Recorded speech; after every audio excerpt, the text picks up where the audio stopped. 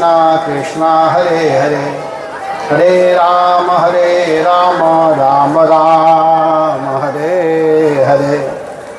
देखिए, मैं जहाँ भी कथा करने के लिए जाता हूँ तो भागवत कराने वाले से मैं पूछता हूँ कि आप कौन कथा सुनेंगे। मैं अपने इच्छा से कहीं भी कथा नहीं करता हूँ। तो इस बार मुझको बोला गया कि श्रीमद् भागवतम में जहाँ जहाँ नारद जी का वर्णन आया है उस बात को आप सुनाइएगा। तो देखिए, ध्यान देकर के सुनिए अति संक्षेप में कि सबसे पहले भागवत महात्म्य में नारद जी का वर्णन किया गया है। पहला दिन आप लोग सुन रहे थे कि भक्ति महारानी के दोनों लड़कों को जवान करने के लिए नारद जी ने प्रयास किया। इसके बाद में भागवत के प्रथम स्कंध में चौथा अध्याय में, पांचवा अध्याय में, छठवां अध्याय में और सातवां अध्याय में नारद जी का वर्णन है। इसके बाद में द्वितीय स्कंध में जो है केवल एक अध्याय में वर्णन है, पांचवा अध्याय में। फिर तृतीय स्कंद में कहीं वर्णन नहीं आया है। चतुर्थ स्कंध में 8वां अध्याय, 25वां अध्याय, 29वां अध्याय और 31 अध्याय में वर्णन है। फिर षष्ठम स्कंध में वर्णन है 5वां अध्याय में, 15 अध्याय में और 16 अध्याय में। सप्तम स्कंध में वर्णन है पहला अध्याय में, 7वां अध्याय में, 14वां अध्याय में और 15वां अध्याय में।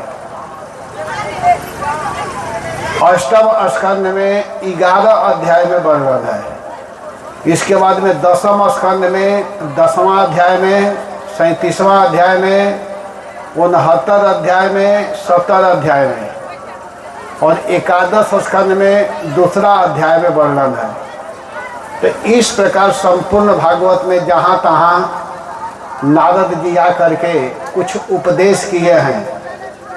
तो नारद जी का उपदेश सुनना, जानना हम लोगों के लिए अति जरूरी है। आज के कथा में हम लोग सुनेंगे कि देखिए, नारद जी ब्रह्मा जी के पास गए हुए हैं। ब्रह्मा जी कौन हैं? नारद जी के पिताजी हैं। और वहाँ पर जा कर के सृष्टि विषयक कुछ जिज्ञासा कर रहे हैं। सृष्टि के विषय में कुछ पूछ रहे हैं, कुछ जानना चाहते हैं। तो वहाँ पूछते हैं। तो यहाँ पर बताया गया कि मायापति भगवान ने एक से बहुत होने की इच्छा से अपनी माया द्वारा अपने स्वरूप में काल, कर्म, स्वभाव को स्वीकार किया। भगवान की शक्ति से काल तीनों गुणों में क्षोभ उत्पन्न किया, जिससे महत्त्व का जन्म हुआ। और महत्त्व जब विकृत हुआ तो अहंकार रूप ले लिया, जो वैकारिक, तेजस और तामस के रूप में प्रसिद्ध हुए। सृष्टि के प्रारंभ में ब्रह्मा जी को अहंकार उत्पन्न आकाश, पृथ्वी, जल, अग्नि, हवा तथा शब्द, रस, स्पर्श, रूप, गंध आदि प्राप्त हुआ, जिसको परस्पर मिला करके इस संपूर्ण जगत को बनाया गया। अब इन बातों को बताते हुए अब आगे की कथा प्रारंभ कर रहे हैं। तो आगे के कथा में वर्णन है जो भागवत के चतुर्थ स्कंध है। तो चतुर्थ स्कंध में आप लोग ध्रुव महाराज के चरित्र को सुने हैं। ध्रुव महाराज जो हैं प्रियव्रत जी के पुत्र हैं। प्रियव्रत और उतानपाद दो भाई थे। तो उतानपाद जी के पुत्र हैं ध्रुव महाराज। उतानपाद जी 2 विवाह किए थे। उनकी 2 पत्नियां थीं, सुरुचि और सुनीति। तो सुरुचि से जो लड़का जन्म लिए उनका नाम हुआ उत्तम, और सुनीति से जिसका जन्म हुआ उसका नाम हुआ ध्रुव। तो कथा प्रसिद्ध है कि ध्रुव महाराज एक दिन अपने पिताजी के गोद में बैठने के लिए गए, लेकिन पिता उतानपाद अपने बेटा ध्रुव को गोद में नहीं लिए, क्योंकि वहाँ पर बगल में छोटी पत्नी जिसे अत्यधिक प्रेम करते थे, जिसका नाम था सुरुचि, सुरुचि वहीं बगल में खड़ी थी। ध्रुव महाराज बार बार प्रयास कर रहे हैं अपने पिता के गोद में बैठने के लिए, लेकिन उतानपाद गोद में नहीं लिए। इधर सुरुचि ध्रुव महाराज से कहती है, ध्रुव महाराज का उस समय उम्र पूरा 5 बरस भी नहीं हुआ था। उस बच्चा से कहती है कि अरे बेटा, वास्तव में तुम अगर इस गोद में बैठना चाहते हो तो देखो, तुम क्या करो कि भगवान से प्रार्थना करो, और भगवान से प्रार्थना करके यह मांगो कि मेरी मृत्यु हो जाए और तुम मेरे गर्भ से जब जन्म लोगे तब इस सिंहासन पर बैठ सकते हो, नहीं तो तुम सिंहासन पर बैठने का अधिकारी नहीं हो। इस तरह के बात को सुन करके ध्रुव महाराज मातुः सपत्न्यः सदरोक्त विधः, सौतेली माँ के वचन को सुन करके श्वसन रुषादंड हतो यथाहि, जैसे कोई विषैले सर्प के ऊपर कंकड़ फेंक दे और वह सर्प अपने फन को ऊपर करके फू फू करने लगता है, वैसे ही क्षत्रिय बालक ध्रुव महाराज वहाँ से रोते हुए अपने माँ के पास आए। और जब माँ के पास आए हैं तो माता सुनीति जब सुनी कि राजा उतानपाद बेटा ध्रुव को गोद में नहीं लिए, और जो हमारी सवत है सुरुचि, उसने मेरे बेटा को कुछ उटपटांग शब्दों का प्रयोग की है, तो सुनीति जी झगड़ा करने के लिए नहीं गई। सुनीति जी कहते हैं कि बेटा देखो, वास्तव में तुमको कुछ भी चाहिए तो भगवान के शरण में जाओ,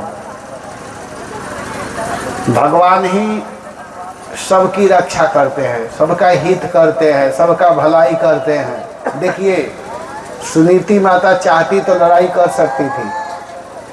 देखिए, भागवत में, प्रवचन में, कथा में यही सिखाई जाती है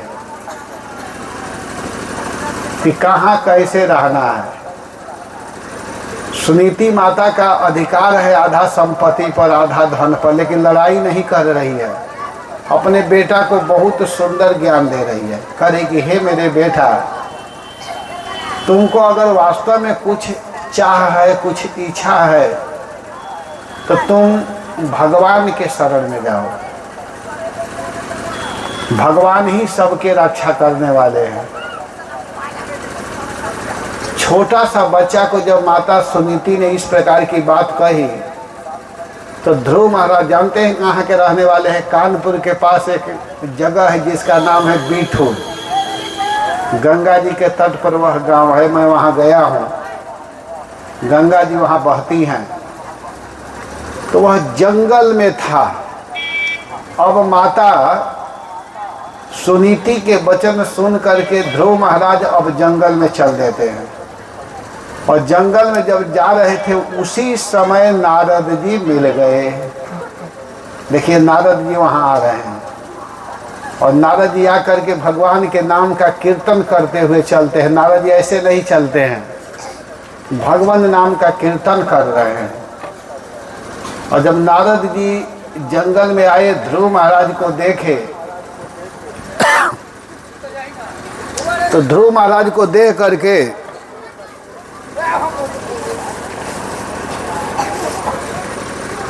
नारद जी बोलते हैं, बेटा तुम कहाँ जा रहे हो?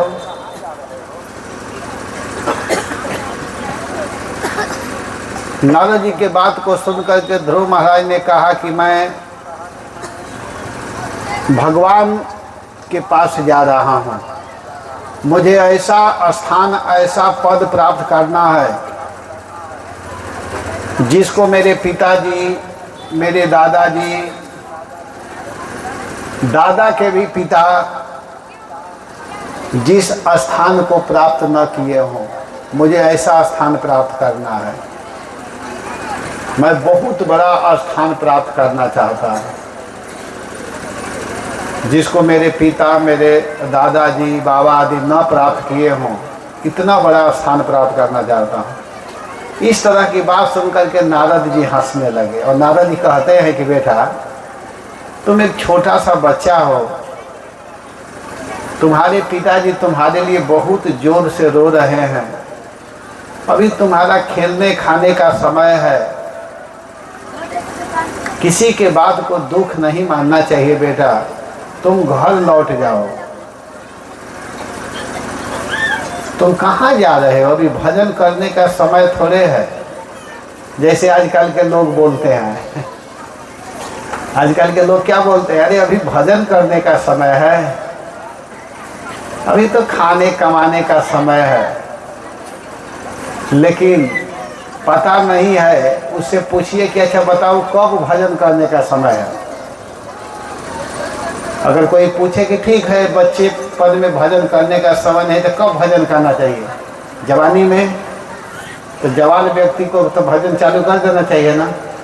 कोई कोई कहे नहीं बुढ़ापा में। तो बूढ़े लोग जितने लोग हैं, कितने 16 माला जप करते हैं बताइए? यहाँ मंदिर बना हुआ है, कितने लोग मंगल आरती में जा रहे हैं। अरे लड़ाई झगड़ा जिससे हो हमको इससे कोई मतलब नहीं है। भगवान तो सबके है ना, मंदिर में तो सबको जाना चाहिए। मैं 2 दिन से देख रहा हूँ कोई मंदिर में नहीं आ रहा है। बताइए, बुढ़ापा में भजन करने जाना चाहिए? दिन भर मंदिर में बैठ करके जप करना चाहिए, नाम जपना चाहिए, भागवत सुनना चाहिए, भागवत पढ़ना चाहिए। लेकिन बुढ़ापा में भी भजन नहीं करेंगे और कर भी नहीं सकते हैं। सच पूछिए तो चला नहीं जाएगा, कान से सुनाई नहीं देगी, आँख से दिखाई नहीं देगा, मुख से बोला नहीं जाएगा, और जवानी में भजन करेंगे नहीं, बचपना में भजन नहीं करेंगे। एक भजन गाते हैं, कैसा भजन है? अरे जन्म तेरो बात ही। ताली नहीं बजाना है, किसी को ताली नहीं बजाना है। समझना है इस भजन में क्या है। मुझे मनोरंजन नहीं चाहिए कि आप लोग ताली बजा देंगे मैं खुश हो जाऊंगा, नहीं। अरे जन्म तेरो, इस भजन में सुनना कि क्या कहा गया है। अरे बात ही बीत गयो रे तूने, कब हुन कृष्ण कहो जन्म तेरो।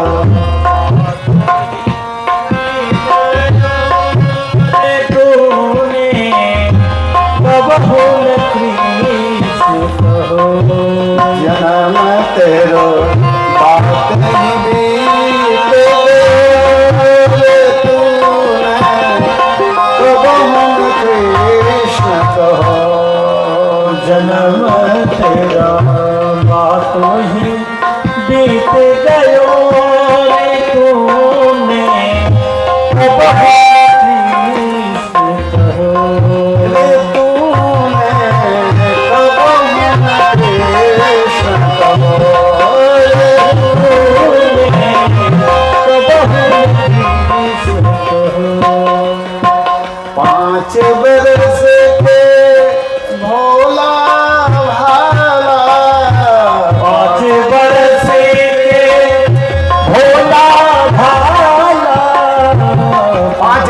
बच्चे यहाँ बैठे हुए हैं, बड़े भी हैं, ये लोग भजन नहीं जानते हैं कैसे करना है। अरे अब तो 20 भयो रे तूने, कब हुन कृष्ण कहो जन्म तेरा। बात बीत गयो तूने,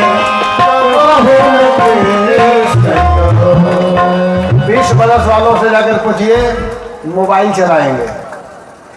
आजकल मोबाइल चलाते हैं, बड़ा बड़ा मोबाइल सबके पास है, लेकिन कथा कितने लोग सुनते हैं उस मोबाइल में, यूट्यूब में? कोई नहीं सुनता है। अरे मकर 25 माया कारण, मकर 25 माया देश विदेश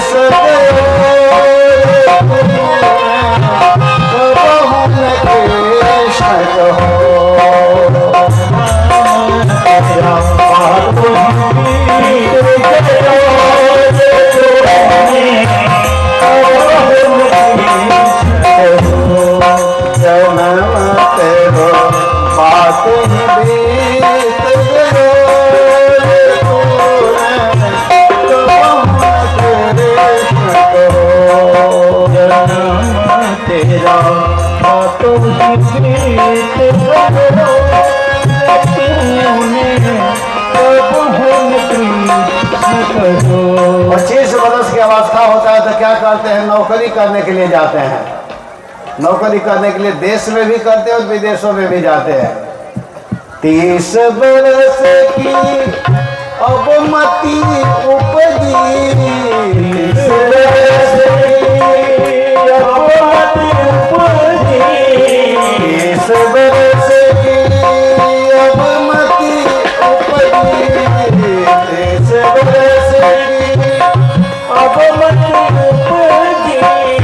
जब 30 बरस में जाते हैं, लोभ बढ़ो नित नयो रे तूने, कबहु न कृष्ण कहो, जन्म तेरो बापू ही बीत गयो रे तूने, कबहु न कृष्ण।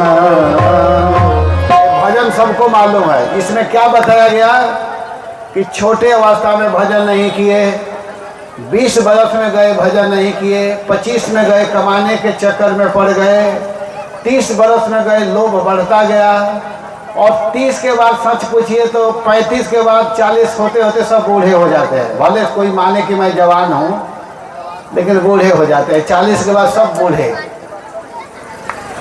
कोई जवान नहीं है, लेकिन जवान बनने के लिए आजकल व्यवस्था है, पेंट कर देते हैं बाल को, मोछ को भी पेंट कर देते हैं, दांत लगा लेते हैं नकली, और कभी कभी इतने जोर से हंसते हैं कि नकली दांत बाहर आ जाता है, और समझते हैं कि मैं तो जवान हूं। भजन नहीं करेंगे कुछ भी हो जाए। एक बार की बात है, जानते हैं जो काल है, जो सबको मारता है काल, वो एक व्यक्ति का मित्र था। काल का ही एक व्यक्ति मित्र था। तो अपने मित्र काल से कहा कि देखो भैया, तुम हमारे दोस्त हो, हमारे तुम सखा हो, तो तुम सबको मारते हो, तो क्या तुम हमको भी मारोगे? सुनिए ध्यान से। वो व्यक्ति पूछा काल से, काल माने मृत्यु, मृत्यु से पूछा कि आप सबको मार देते हो, और जब आज कैसे हो रहा है ऐसा, तो क्या आज जैसे सबको तुम मारते हो वैसे क्या हमको भी मार दोगे? तो कहा कि देखो भाई, मेरा काम है मारना, दोस्ती अलग चीज़ है, मारना अलग चीज़ है, लेकिन जब तुम कह रहे हो तो मैं तुमको 3 पत्र भेजूंगा, 3 लेटर, और इसके बाद में तो भाई देखो 3 बार तुमको व्यवस्था करूंगा, सूचना दूंगा। कहा कि ठीक है। और वो निश्चिंत था कि हमारे मित्र का पत्र आएगा। और एक दिन क्या हुआ कि काल आया उसको पकड़ने के लिए, मारने के लिए। तो जब वो मारने के लिए आया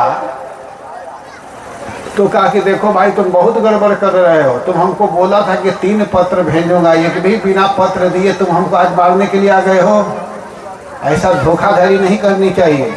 कहा नहीं नहीं, मैं कभी धोखा नहीं करता हूँ। कहा कि तब तुमको पत्र भेजना चाहिए ना। कहा कि देखो मित्र, मैं तुमको पहला पत्र जानते हो कब भेजा था?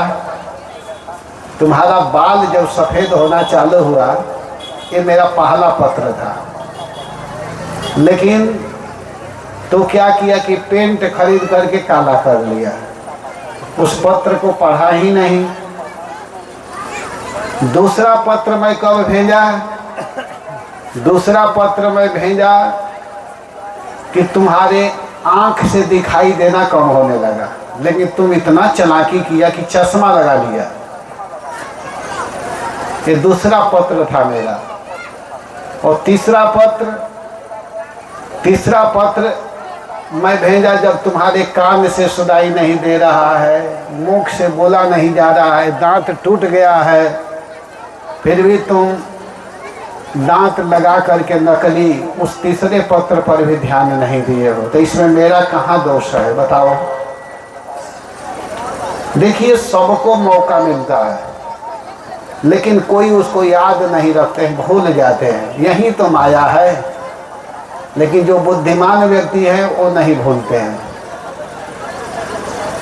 ध्रुव महाराज छोटे अवस्था में निकल गए हैं, छोटे अवस्था में भजन करने के लिए गए हैं। उनकी माता जी छोटे अवस्था में ही बोली कि हे बेटा, हे मेरे लाल, हे मेरे पुत्र, वास्तव में अगर तुमको कुछ भी चाहिए तो तुम किसी व्यक्ति के पास मत जाओ। संसार वाला क्या देगा? वो खुद रो रहा है, वो क्या देगा? अगर जो भी चाहिए तो आप भगवान के पास जाइए, प्रभु के पास जाइए, उनकी आराधना करो।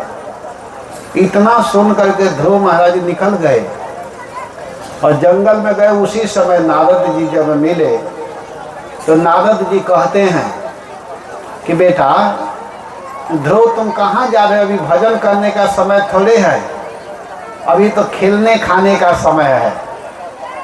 लेकिन ध्रुव महाराज ने कहा कि हे नारद जी, मैं सोच विचार करके निकला हूँ। यह जीवन बड़ा बहुमूल्य है, यह जीवन बार बार नहीं मिलता है। बहुत भाग्य से यह मनुष्य जीवन मिला हुआ है, मनुष्य शरीर मिला है। नृदेहमाद्यम सुलभम सुदुर्लभम प्लवम सुकल्पम गुरुकर्णधारम मया नकूलेन नभस्वतेरितम पुमान भवाब्धिम न तरेत स आत्मा। यह जो मनुष्य जीवन है बड़े भाग्य से मिला हुआ है। इस मनुष्य जीवन को प्राप्त करना बड़ा कठिन काम है। 84 लाख प्रकार योनि को प्राप्त करके बिता करके हम लोग आज मानव बने हुए हैं। कभी सुअर बने हैं, कभी कुत्ता बने हैं, कभी बिल्ली बने हैं, कभी सांप बने हैं, कभी हाथी बने हैं, कभी घोड़ा, कभी मच्छर, ये सब बन करके आज मनुष्य जीवन में आए हुए हैं। आप लोग कभी कभी विचार करते हैं, अन्य जीवनों को देखते हैं कि नहीं? नहीं विचार करते हैं। आज मैं सुअर को देख रहा था, 3-4 सुअर को मैं देख रहा था, विचार कर रहा था। ये बेचारे जो सुअर हैं, मंदिर के बगल में सुअर घूम रहे थे, तो मैं देख रहा था, जप कर रहा था और देख रहा था, मैं विचार कर रहा था। प्रत्येक जीवन को मैं देखता हूँ, विचार करता हूँ, तो मैं देख रहा था। वो बेचारे 3 घूम रहे थे वहाँ पर, तो मैं देख रहा था और देख करके विचार कर रहा था कि एक दिन ये भी मनुष्य बना होगा। ये मत समझिए कि सुअर बना है तो मनुष्य नहीं बना था, एक दिन वो मनुष्य था, लेकिन भजन नहीं करने के कारण पुनः सुअर बन गया। हम लोग जितने लोग यहाँ बैठे हैं सब उस जोनी को पार करके आए हैं, लेकिन यहाँ आकर के भूल चुके हैं। हमको हमेशा याद रखना है। क्या याद रखना है? कि हमको मरना है। इस पर एक उदाहरण मैं देता हूँ। व्यक्ति भूल जाते हैं, जो सत्य है जिसको याद रखना चाहिए उसको लोग भूल जाते हैं। उसको रोज याद करना चाहिए, सुबह में उठ करके और शाम को रोज इसको याद करना चाहिए कि मुझे मरना है। एक राजा साहब थे, बहुत बड़े धर्मात्मा राजा थे, और भगवान के भक्त ही समझो कि थे राजा। तो उसने एक नौकर अपने पास रखा था। उस नौकर को बहुत पैसा देते थे। उसका काम क्या था नौकर का मालूम है? नौकर को पैसा इसलिए देते थे कि राजा साहब कहे कि देखो मैं राजा हूँ, मैं जहाँ भी जाऊँगा लोग मेरी आरती करेंगे, मुझे सुंदर सुंदर माला पहनाएंगे, मुझे प्रणाम करेंगे। जब मैं जाऊंगा तो कहेंगे महाराजा धीराजा की जय हो, जय हो। मेरे सामने आकर के चामर डुलाएंगे, प्रणाम करेंगे, जय जयकार करेंगे। तो देखो तुम हमको याद दिलाना। तुम्हारा काम क्या है कि मेरे कान में मेरे पास आकर के कहना कि महाराज आपको मरना है। कहीं मैं भूल ना जाऊं कि मैं हमेशा ऐसा ही रहूँगा, इस बात को तुम याद दिलवाना। तो कहा ठीक है सरकार। और महाराज जब जहाँ कहीं भी जाते थे तो जय जयकार होता था, मंच पर बैठाया जाता था, आरती पूजा प्रणाम, माला पहनाया जाता था। तो नौकर देखता रहता था कि महाराज अब खुश हो रहे हैं माला पहन करके, आरती देख करके। तो कान में आकर कहता था महाराज आपको मरना है। तब कहता था अच्छा ठीक है। माने अपने स्वरूप में हमेशा स्थित रहना है। हम लोग का स्वरूप क्या है? आप सबका स्वरूप क्या है मालूम है?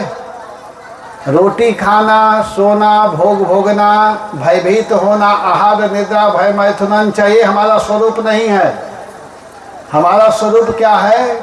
जीवेर स्वरूप है कृष्णेन नित्य दास।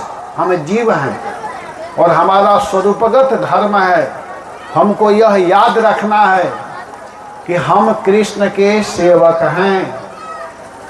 ठाकुर हमारो रमण बिहारी, ये हमारा स्वरूप है। अरे ठाकुर हमारो रमण बिहारी, हम हैं रमण बिहारी के। ठाकुर हमारो रमण बिहारी, हम हैं रमण बिहारी के। ठाकुर हमारो पुलिन बिहारी, हम हैं पुलिन बिहारी के। ठाकुर हमारो पुलिन बिहारी, हम हैं पुलिन बिहारी के। साधु सेवा धर्म हमारा, कामन दुनिया दारी से। साधु सेवा काम हमारो, हम दारी से। साधु सेवा धर्म हमारा, कामन दुनिया दारी से। साधु सेवा धर्म हमारा, कामन दुनिया दारी। और भजन करेंगे तो लोग कोई अच्छा कहेगा कोई बुरा कहेगा, कोई बुरा कहे या भला कहे, कोई बुरा कहे कोई भला कहे। हम हो गए पुलिन बिहारी के। हम हो गए पुलिन बिहारी के। ठाकुर हमारो पुलिन बिहारी, हम हैं पुलिन बिहारी के। ठाकुर हमारो पुलिन बिहारी, पुलिन बिहारी। ठाकुर हमारे श्याम सुंदर है, पुलिन बिहारी नहीं है। ये हमारा स्वरूप होना चाहिए। हमारा स्वरूप क्या होना चाहिए कि हम ठाकुर के एक छोटे से सेवक हैं। दासो हम कृष्ण से, मैं कृष्ण का एक सेवक हूँ, एक दास हूँ, एक नौकर हूँ। यह भाव होना चाहिए। ध्रुव महाराज ने नारद जी से कहा कि हे नारद जी, अगर वास्तव में आपको हमारी भक्ति में, हमारे तपस्या में, हमारे भजन में अगर हेल्प करना है, सहायता करना है तो कीजिए, नहीं तो आपकी यहाँ कोई आवश्यकता नहीं है। देखिए अगर हम लोगों को सुरक्षित रहना है, बच करके रहना है, तो यही कोशिश करना चाहिए कि फालतू लोगों के बीच में बैठे ना। फालतू लोगों से बात न करें। जो कृष्ण बहिर्मुख जीव हैं उनसे हम लोगों को संग नहीं करना चाहिए, उनके साथ में नहीं बैठना चाहिए। लेकिन दुर्भाग्य की बात यह है कि साधुओं के साथ ही लोग बैठना नहीं चाहते हैं। नारद जी कितने बड़े वैष्णव, लेकिन ध्रुव महाराज ने कहा कि आपकी कोई आवश्यकता नहीं है, आप यहाँ से चले जाइए। हम तो निकले हैं हरि भजन के लिए, चले थे हरि भजन को ओटन लगा कपास। लोग भजन करने के लिए चलते हैं लेकिन बीच में कपास के फेरे में पड़ जाते हैं। लेकिन कपास नहीं एकत्रित करना है, भजन करना है। ध्रुव महाराज ने लक्ष्य एकदम क्लियर किया था कि मुझे कृष्ण भगवान के पास जाना है, उनसे जो चाहिए वो मांगना है। तो जब जा रहे थे ध्रुव महाराज, तो उस समय क्या हुआ कि नारद जी जब रोकने का प्रयास किए तो ध्रुव महाराज ने कहा कि नहीं नहीं, देखिए मैं निकला हूँ माता के बात सुन करके, अगर आपको हमारी भक्ति में हेल्प करना है, सहायता करनी है तो कीजिए, नहीं तो आप यहाँ से चले जाइए। इस तरह के बात को सुन करके नारद जी प्रसन्न हो गए। नारद जी कहे कि बेटा वास्तव में मैं तुम्हारा परीक्षा ले रहा था, मैं ऐसे ही शिष्य को ढूंढ रहा था।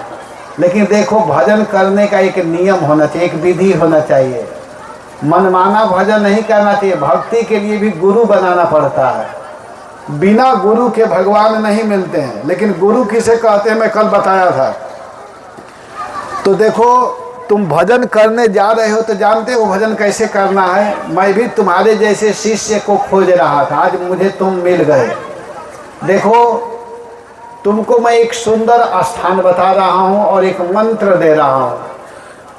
उसी स्थान में जाना और इसी मंत्र का जप करना, भगवान बहुत जल्दी मिल जाएंगे। तब ध्रुव महाराज हाथ जोड़ लिया और कहे कि हाँ बताइए। तब नारद जी कहते हैं कि देखिए आप यहाँ से कहाँ जाओ, कहते हैं कि तत्तात गच्छ भद्रम ते यमुनायास्तटं शुचिः पुण्यं मधुबनं यत्र सानिध्यं नित्यदा हरे। हे बेटा, तुम एक पुण्य क्षेत्र है, पुण्यम मधुबनम, मधुबन ब्रज में एक क्षेत्र है मधुबन, वो बिल्कुल पुण्यमयी स्थान है और वहाँ नित्य ही भगवान की सानिध्य प्राप्त होता है। तो तुम वहाँ जाओ और वहाँ जा कर के क्या करना कि वहाँ जा कर के तुम यमुना जी में स्नान करना और स्नान करके वहाँ पर एक मंत्र दे रहा हूँ, इस मंत्र का जप करना। तो नारद जी ने उनको एक मंत्र दिया, ओम नमो भगवते वासुदेवाय, नमो भगवते वासुदेवाय, ओम नमो भगवते वासुदेवाय, ओम नमो भगवते वासुदेवाय। देखो वहाँ जाना, वहाँ जा कर के इस मंत्र का जप करना, यमुना जी में स्नान करना और भगवान का सुंदर रूप है।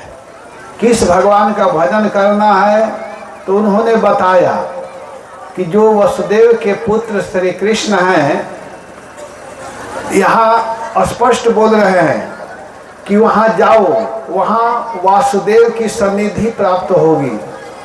भगवान श्री कृष्ण के नाम का उच्चारण करना, भगवान वासुदेवस्तम भजत त्वत्प्रणरात्मना, भगवान वासुदेव का भजन करना है, जिस तीस का भजन नहीं करना है।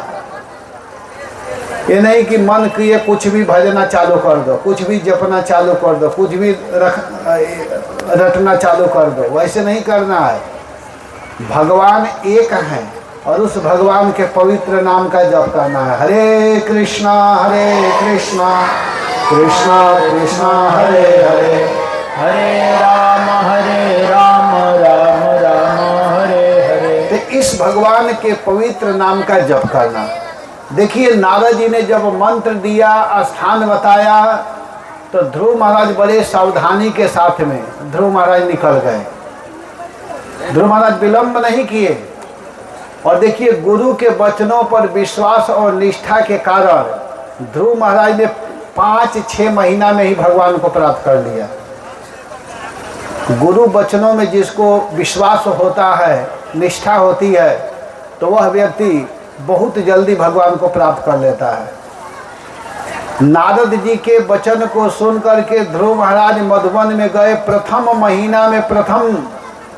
महीना में क्या किए कि 3 दिन कुछ नहीं खाए। कहीं भी धाम में जाना चाहिए तो जाते ही भोजन नहीं करना चाहिए। जिस दिन जाना चाहिए उस दिन तो बिल्कुल नहीं खाना चाहिए, यह नियम है। लेकिन आजकल तो लोग पहले ही फ़ोन करके जाते हैं, है कि नहीं, क्या बना है, बना कर रखे रहना। लेकिन धाम में जाना चाहिए तो जिस दिन जाना है उस दिन नहीं खाना है। ध्रुव महाराज ने 3 दिन कुछ भी नहीं खाया। 3 दिन के बाद एक कैंथ का फल या जम्बू फल, बेर का फल खाए।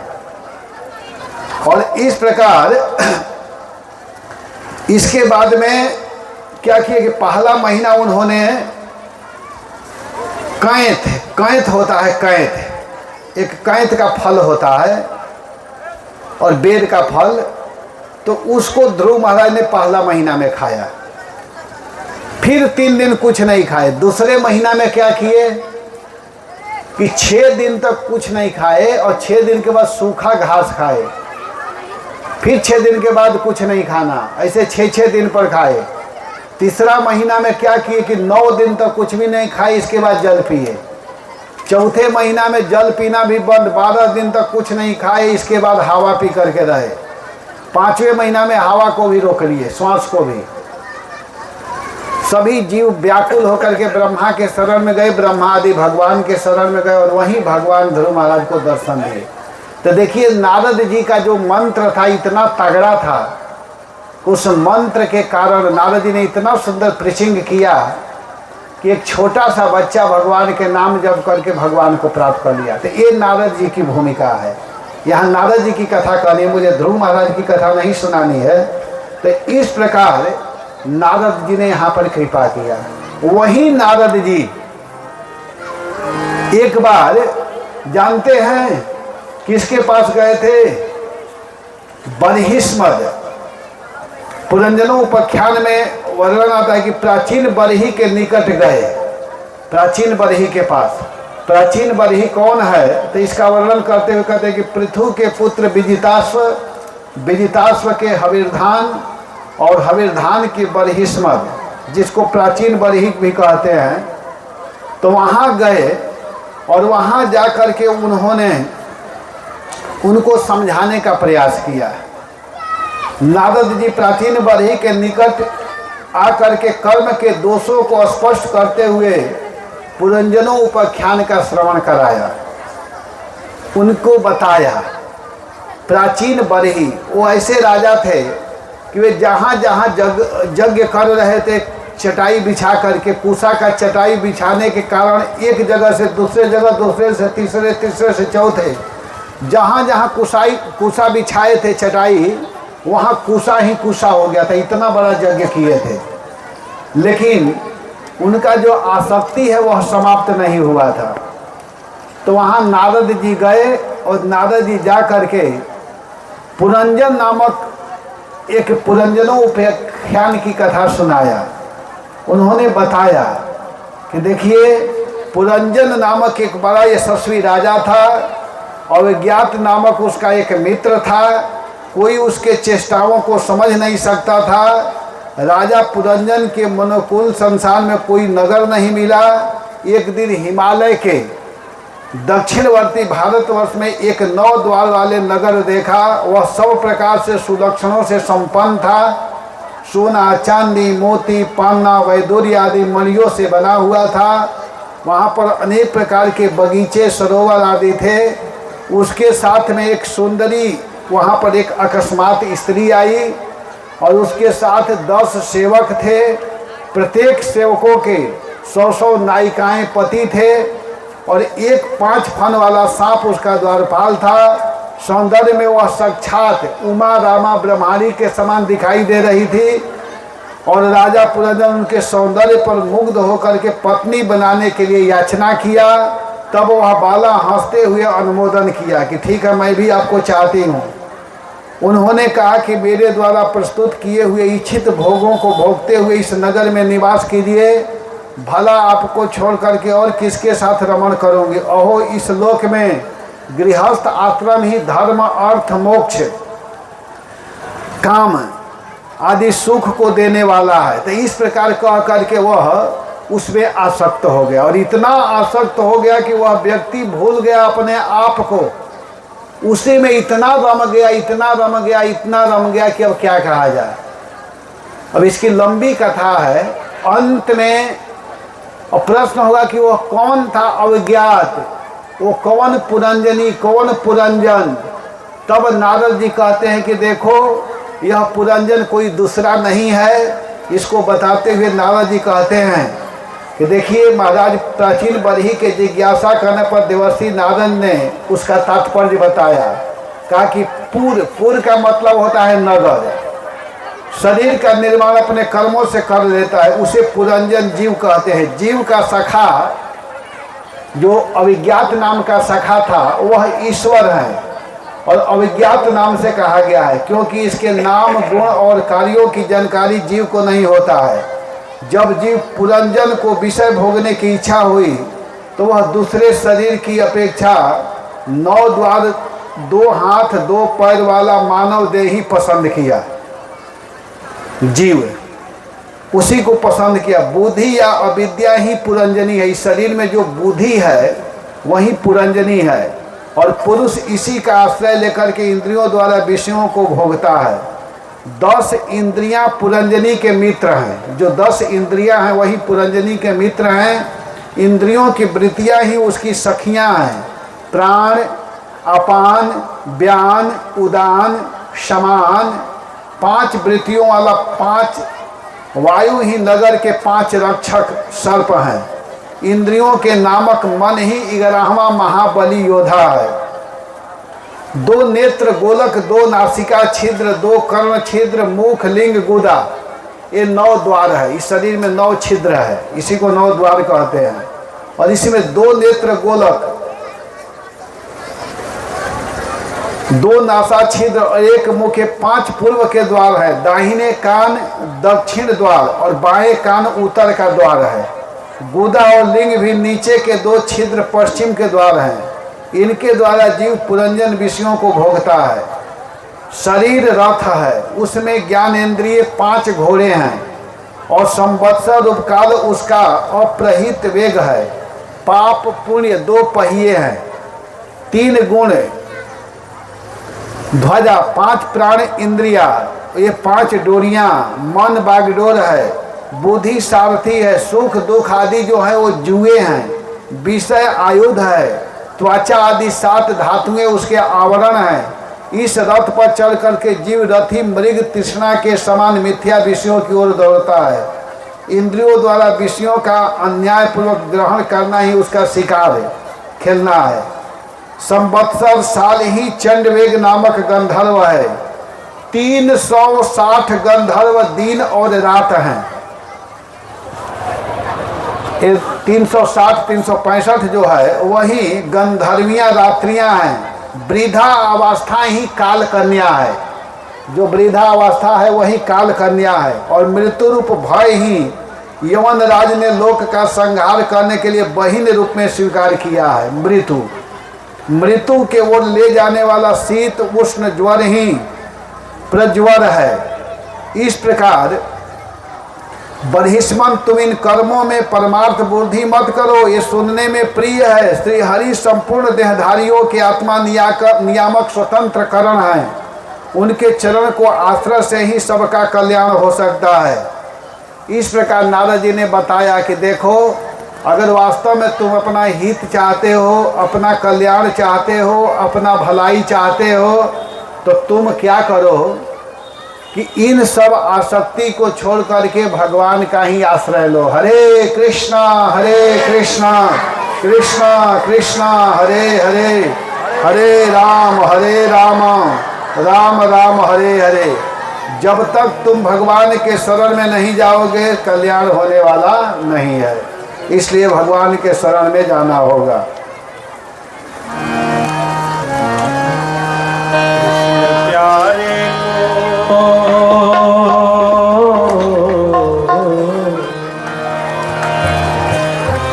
कृष्ण प्यारे को तूने नहीं जाना रे,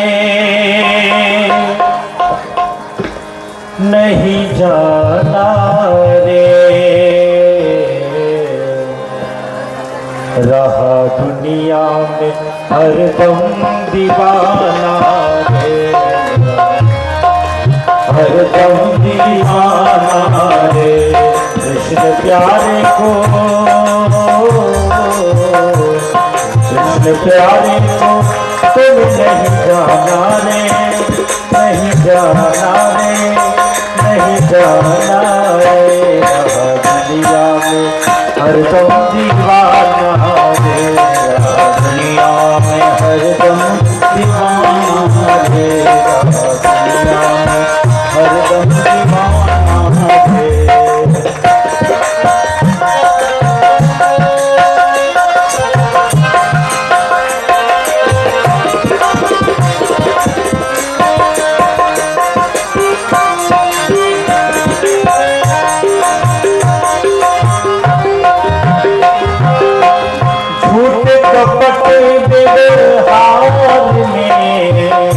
किया सवेरा झूठ कपट व्यवहार में तुमने किया सवेरा एक बार भी प्रेम से तूने लिया न हरि का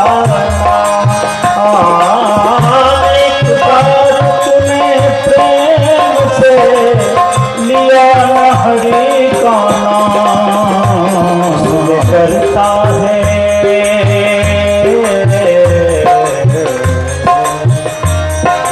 करता है लाखों बहाना रे, बहाना रे, दुनिया में हरदम दीवाना, दुनिया में हरदम दीवाना रे। कृष्ण प्यारे को, कृष्ण प्यारे को तुम नहीं जाना रे, नहीं जाना रे, दुनिया में हरदम दीवाना रे, दुनिया में हरदम दीवाना रे।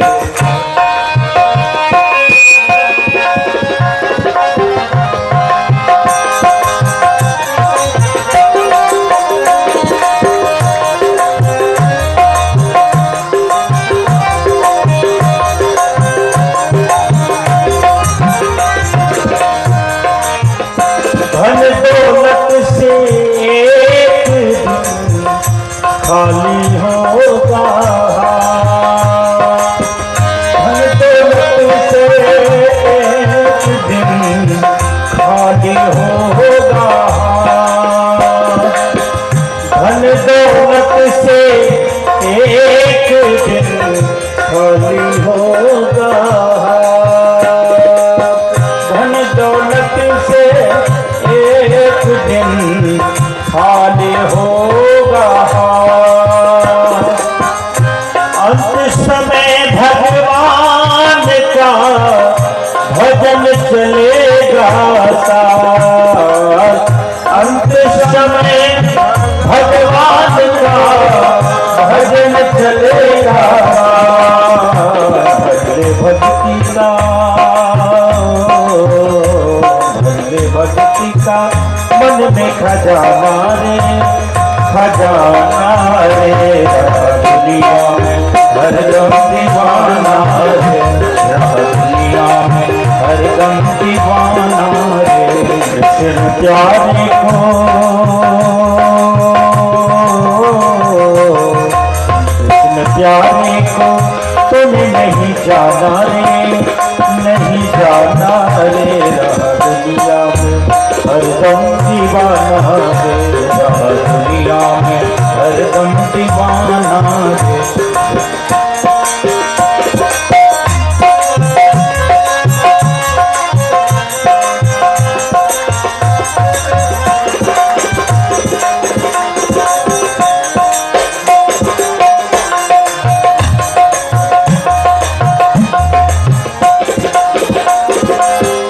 जो करना है जल्दी कर, तो बैठा है जो करना है जल्दी तो कर ले, क्यों बैठा है पल पल में जो प्रलय है, पल के जाने का, पल पल में प्रलय है, कल की जाने को।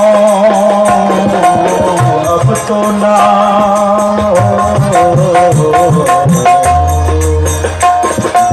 अब तो ना जीवन गवाना रे, गवाना रे, रहा दुनिया में हरदम दीवाना रे, रहा दुनिया में हरदम दीवाना रे, रहा दुनिया में हरदम दीवाना रे, रहा दुनिया में हरदम दीवाना रे।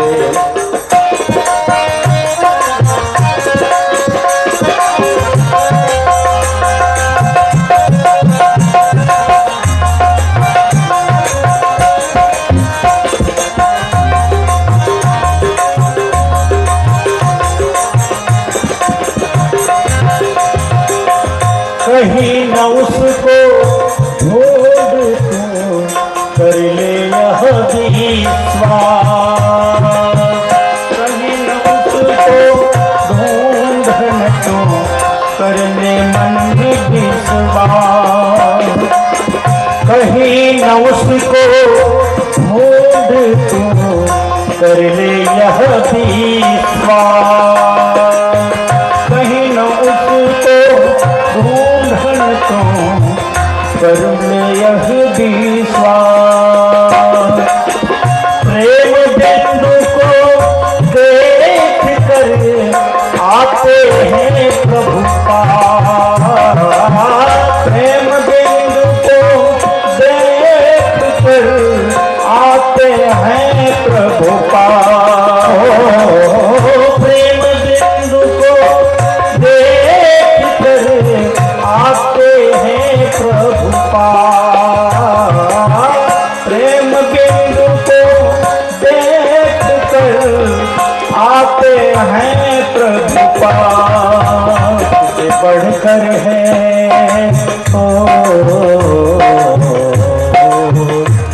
इससे बढ़कर है क्या समझाना रे, समझाना रे, रहा दुनिया में हरदम दीवाना रे, रहा दुनिया में हरदम दीवाना रे। कृष्ण प्यारे को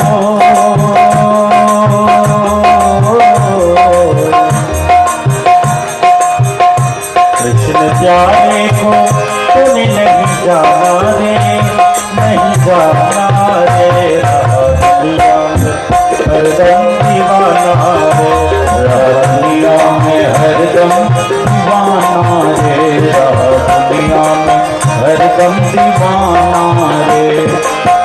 हरे कृष्ण कृष्ण कृष्ण हरे हरे, हरे राम राम राम हरे हरे, हरे कृष्ण कृष्ण कृष्ण हरे हरे, हरे राम राम राम हरे हरे, हरे कृष्ण कृष्ण कृष्ण हरे हरे, हरे राम राम राम हरे हरे, हरे कृष्ण कृष्ण कृष्ण हरे हरे, हरे राम राम राम हरे हरे, हरे कृष्ण कृष्ण कृष्ण हरे हरे, हरे राम राम राम हरे हरे, हरे कृष्ण कृष्ण कृष्ण हरे हरे, हरे राम राम राम हरे हरे, हरे कृष्ण कृष्ण कृष्ण हरे हरे, हरे राम राम राम हरे हरे, हरे कृष्ण कृष्ण कृष्ण हरे हरे, हरे राम राम राम हरे हरे। कृष्ण हरे कृष्ण कृष्ण कृष्ण हरे हरे, हरे राम राम राम हरे हरे, हरे कृष्ण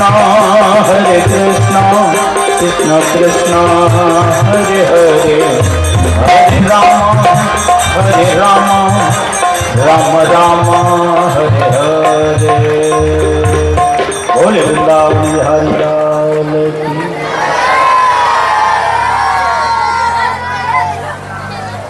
की। इसके बाद यहाँ पर महाराज परीक्षित का प्रश्न है। कथा सुनने वाले महाराज परीक्षित हैं, सुनिए ध्यान से। तो सुखदेव गोस्वामी से प्रश्न करते हैं कि स्वयंभू मनवंतर में देव, असुर, मनुष्य, सर्प, पशु पक्षी आदि की सृष्टि कैसे हुई? ये सब पशु पक्षी कैसे बने? सर्प आदि कहाँ से आए हैं? तो इसका उत्तर देते हुए सुखदेव गोस्वामी कहते हैं कि प्राचीन बरही के जो पुत्र हैं वे लोग तपस्या किए और तपस्या के उपरांत चंद्रमा और ब्रह्मा जी के कहने पर बारछी से पानी ग्रहण किए। एक बारछी नाम के लड़की थी, उससे पानी ग्रहण किए और उससे प्राचेतस दक्ष का जन्म हुआ। दक्ष जन्म लिया, प्राचेतस दक्ष। और वह दक्ष क्या किया कि विंध्याचल के निकट, उत्तर प्रदेश में जगह है विंध्याचल, उसके निकट अधमर्षण तीर्थ में तपस्या किया, भगवान की आराधना किया। उसके तपस्या से भगवान प्रसन्न हुए और फिर पंचजन प्रजापति की कन्या अस्निकी है, इसे पत्नी रूप में स्वीकार किए और उससे सहवास किया। इन सब बातों को बताया गया। उससे क्या हुए कि दक्ष प्रजापति ने, जानते हैं, सबसे पहले 10,000 पुत्रों को जन्म दिया। देखिए, थोड़ा ध्यान देकर के सुनिएगा इस कथा को। 10,000 पुत्रों को जन्म दिया और कहा कि बेटा तुम लोग सृष्टि का विस्तार करो। दक्ष प्रजापति ने 10,000 पुत्रों को जन्म दिया, जिसको हर्यश्व कहते हैं। एक नाम कहने से 10,000 को समझ लीजिएगा। हर्यश्व कहने से 10,000 पुत्रों का ज्ञान होना चाहिए, उनको हर्यश्व कहा जाता है। तो सभी लड़के एक स्वभाव वाले थे, एक जो सोच रहा है वही सब सोचते थे, सबका स्वभाव एक था। तो वे लोग क्या किए कि पश्चिम दिशा में अपने पिता की आज्ञा मान करके वे लोग पश्चिम दिशा में सिंधु नदी और समुद्र के संगम पर जो नारायण सर नामक एक जो तीर्थ है वहाँ जाकर के तपस्या करने लगे। वे लोग भागवत धर्म का आचरण कर रहे थे, तप कर रहे थे। उसी समय नारद जी आ गए। नारायण नारायण नारायण नारायण नारायण, भगवान के नाम गाते हुए नारद जी वहाँ पर पहुँच गए। और जब वहाँ पर पहुँचे तो उनको देख करके सभी बच्चे प्रणाम किए। तो वहाँ आ करके नारद जी ने उन 10,000 लड़कों को 10 पहेली बताया। इस पहेली को ध्यान दे करके सुनना आप लोग। नारद जी वहाँ बहुत ज़्यादा उपदेश नहीं किए। नारद जी गए और जा करके 10 पहेली बोले। 10 पहेली क्या है? कहे कि देखो भाई, मैं बोल रहा हूँ, उसको विचार करो। तो पहला है कि जब तुम लोग पृथ्वी का अंत नहीं देखा तब सृष्टि कैसे करोगे? ये पहला पहेली है। दूसरा है कि एक ऐसा देश है जिसमें एक ही पुरुष है। तीसरा, एक ऐसा बिल है जिसमें बाहर निकलने का रास्ता ही नहीं है। और चौथा, एक ऐसी स्त्री है जो बहुरूपिणी है। और पांचवा, एक ऐसा पुरुष है जो व्यभिचारिणी के पति है। और छठवां, एक ऐसी नदी है जो आगे पीछे दोनों ओर बहती है। सातवां, एक ऐसा विचित्र घर है जो 25 पदार्थों से बना हुआ है। आठवां, एक ऐसा हंस है जिसकी कहानी बड़ी विचित्र है। और नौवां, एक ऐसा चक्र है जो छुरे एवं वज्र से बना है तथा अपने आप घूमता है। और 10वां, तुम लोग अपने सर्वत्र पिता के उचित आदेश की समझ नहीं लोगे तब तक उनके अनुसार सृष्टि कैसे कर सकोगे।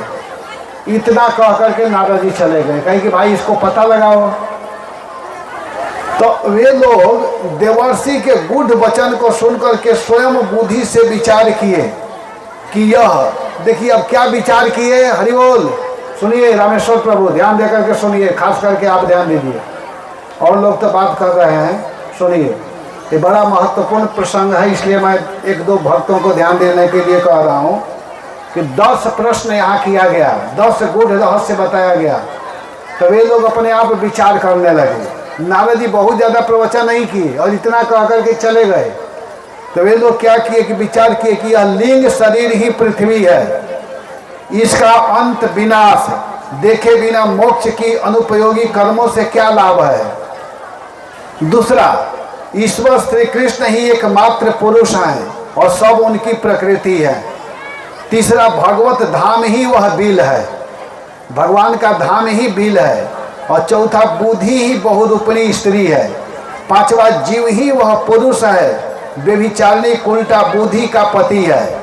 छठवां, माया वह नदी है जो सृष्टि और प्रलय दोनों करती है। सातवां, 25 तत्व ही एक अद्भुत घर है, शरीर 25 तत्व से बना हुआ शरीर ही अद्भुत घर है। आठवां, भगवत स्वरूप बताने वाला शास्त्र ही हंस है जिसमें विचित्र कहानियां हैं। और 9वां, काल ही वह चक्र है। और 10वां, शास्त्र ही पीता है क्योंकि दूसरा जन्म शास्त्र से होता है। इस प्रकार सबने एक मत से नारद जी का परिक्रमा किया और वे लोग मोक्ष पद के पथिक बन गए, भजन करने लगे, हरे कृष्णा कृष्णा कृष्णा हरे हरे, हरे राम राम राम हरे हरे। वो 10,000 लड़के विवाह नहीं किए, चले थे विवाह करने के लिए, लेकिन जब नारद जी के प्रवचन सुने तो उनको समझ में आ गया इस संसार के भोगों में फंसने से कोई लाभ नहीं है। 10,000 लड़के ब्रह्मचारी बन गए। तब दक्ष प्रजापति को पता चला कि उसके 10,000 लड़के ब्रह्मचारी बन गए हैं। तो वो क्या किया कि पुनः 1,000 लड़कों को जन्म दिया, जिसको सबलाश्व कहते हैं। पहले वालों को हरियश्व कहते हैं। हरियश्व कहने का मतलब 10,000 समझ लीजिएगा, और सबलाश्व कहने का मतलब 1,000। तो 1,000 लड़कों को जन्म दिया और कहा कि बेटा सृष्टि करना है। तो लोग कहे ठीक है पिताजी। वे लोग भी अपने बड़े भाई के मार्ग पर गए जहाँ तपस्या कर रहे थे। तो तब कर रहे थे, नारद जी फिर आए, नारायण नारायण करते हुए वहाँ पहुँचे। और वहाँ जा कर के नारद जी ज़्यादा उन लोगों को प्रवचन नहीं किया, इतना ही कहा कि अच्छा भाई उसी को कहते हैं जो बड़े भाई के मार्ग पर चलता है, बस इतना कह करके चल दिए। तो वो लोग सोचने लगे कि हमारे बड़े भाई क्या किए थे। तो पता लगाए तो पता चला कि 10,000 भाई जो बड़े भाई थे वे लोग भगवान का भजन करके भगवान को प्राप्त के विवाह आदि नहीं किए। तो 1,000 लड़के भी सन्यासी ब्रह्मचारी बन गए। ये सुन करके दक्ष प्रजापति को बड़ा गुस्सा आया, कहा कि नारद बड़ा बदमाश है। जब देखो लोग कहते हैं ना नारद, जिनकी वाणी कभी रद्द न हो, व्यर्थ न हो, उसको नारद कहते हैं। तो दक्ष प्रजापति क्या किया कि नारद जी को श्राप दे दिया। कहा कि साधु को मैं श्राप देता हूं कि आज से यह कहीं ज्यादा दिन तक टिक नहीं सकेगा। नारद जी को श्राप दे दिया कि तुम हमेशा घूमते ही रहोगे। तो नारद जी श्राप को सुन करके खुश हो गए, कहे कि बहुत अच्छा किए, क्योंकि एक जगह रहूंगा तो केवल इतना ही लोगों को कथा सुनाऊंगा, और सब जगह जाऊंगा तो इतना लोग सब जगह मिलेंगे, सबको साधु बनाता रहूंगा। ये मेरे लिए तो बहुत अच्छा हो गया। नारद जी भगवान का कीर्तन गाते हुए वहां से चले गए। अब दक्ष प्रजापति टेंशन में हो गया, क्या कि सृष्टि की विस्तार कैसे होगी। तब कहा गया कि आप लड़कों के चक्कर में क्यों पड़े हो। आजकल के लोग लड़का चाहते हैं, लड़की नहीं चाहते हैं, लेकिन मालूम नहीं है कि लड़का से ज़्यादा महत्वपूर्ण लड़कियां होती है। तो दक्ष प्रजापति को सलाह दिया गया कि आप लड़का नहीं लड़कियों को जन्म दो। तब उसने क्या किया कि 60 कन्याओं को जन्म दिया, 60 बच्चियों को जन्म दिया। तो 10 लड़की का विवाह धर्म के साथ में किया, 17 का विवाह कश्यप जी के साथ में, 27 का चंद्रमा के साथ में, 2 का भूत के साथ में, 2 का अंगिरा के साथ में, 2 का कृशाश्व के साथ में, और 4 का तार्क्ष एक सर्प के साथ में विवाह किया। और इस प्रकार इनसे क्या हुआ कि सारा संसार सृष्टि से भर गया। तो ये है नारद जी का प्रवचन। नारद जी के प्रवचन से 10,000 और 1,000 11,000 लड़के परम भक्त बन गए, परम साधु बन गए। आगे की कथा इस प्रकार है कि एक राजा थे, उस राजा का नाम है चित्रकेतु। चित्रकेतु महाराज के 1 करोड़ स्त्रियां थी, 1 करोड़, 1-2 नहीं। और किसी भी स्त्री से कोई लड़का नहीं थे, कोई संतान नहीं थे, कोई बच्चे नहीं थे। तो चित्रकेतु महाराज बड़ा उदास रहते थे। एक दिन अंगिरा जी आए, लेकिन जब अंगिरा जी आए तो उनको उपदेश करना चाह रहे थे, लेकिन उनके मन में पुत्र की कामना, पुत्र की चाह, पुत्र की इच्छा इतनी भरी हुई थी कि अंगिरा जी ने कहा कि ठीक है, जाओ, तुम्हारा पुत्र होगा, लेकिन पुत्र होगा वो आनंद भी देगा, उसको दे करके तुम खुश भी होगे और दुखी भी होगे। और इतना कह करके चले गए। एक फल दिए और कहे कि इस फल को अपने पत्नी को खिला देना।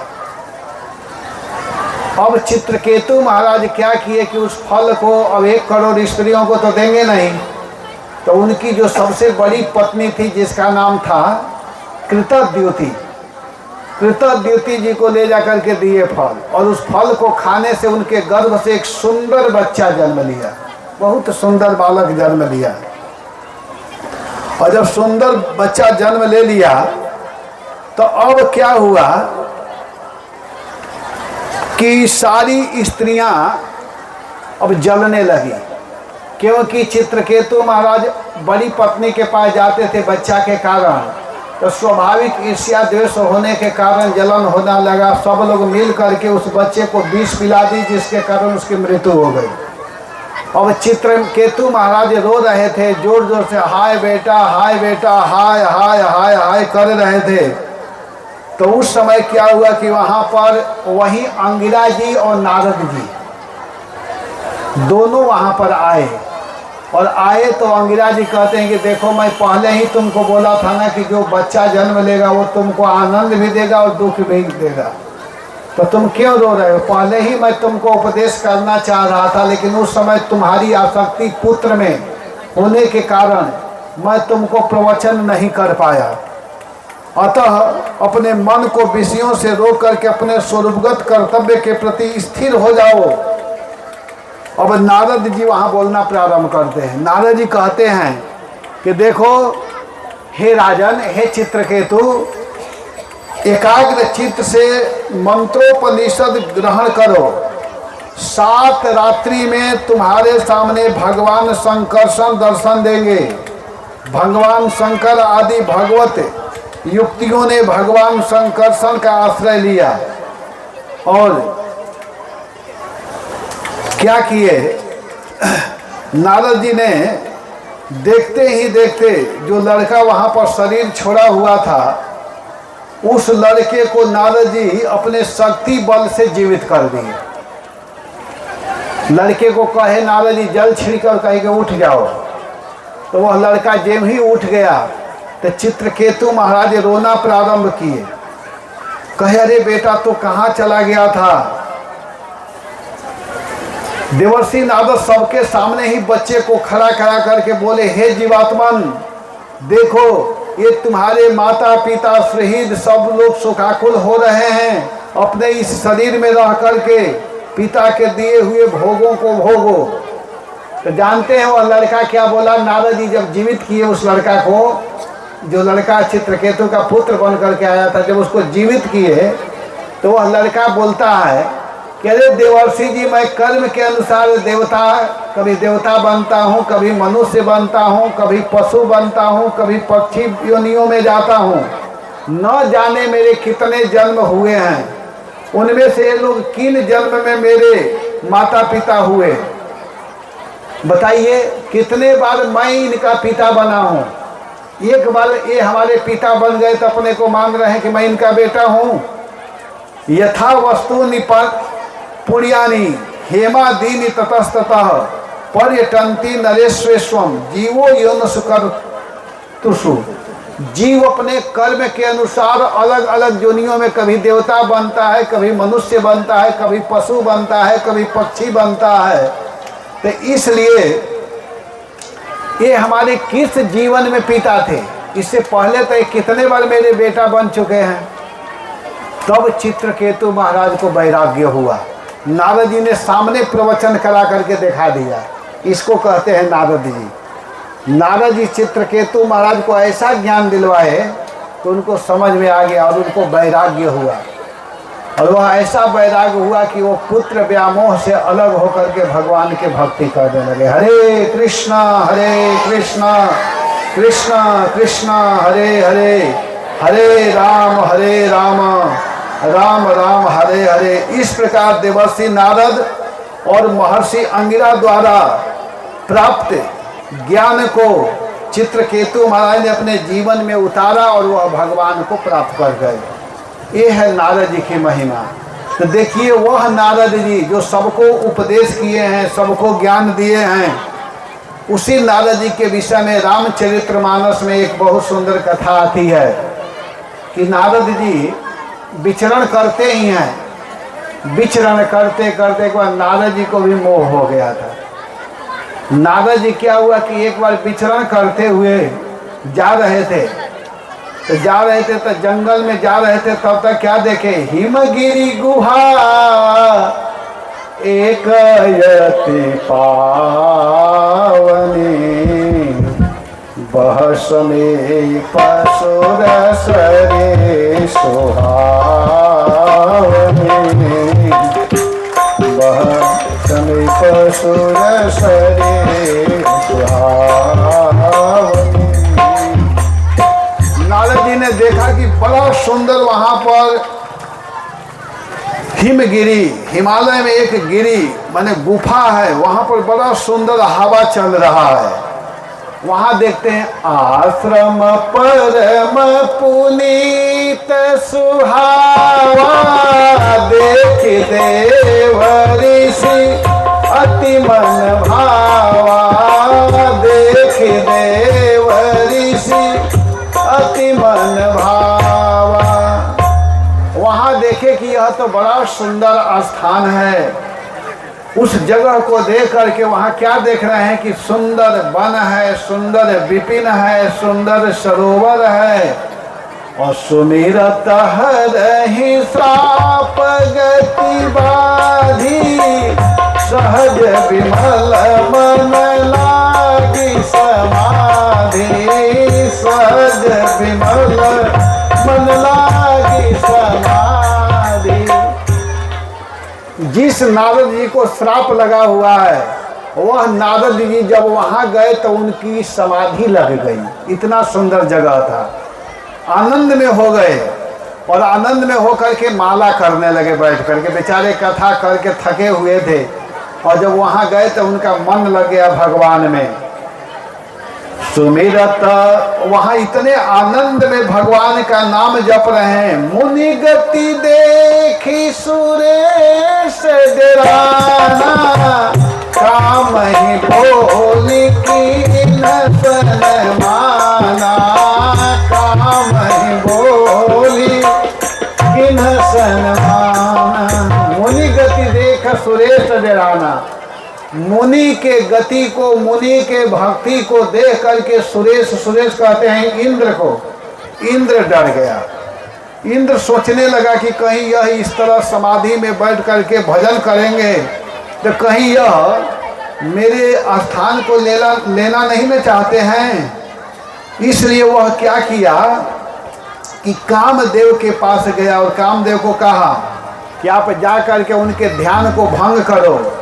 यहाँ पर गोस्वामी जी कहते हैं कि जे कामी लोलुप जग माही, कुटिल का कई वो सब ही डराही। जो कामी व्यक्ति होते हैं वह ऐसे ही भयभीत होते हैं।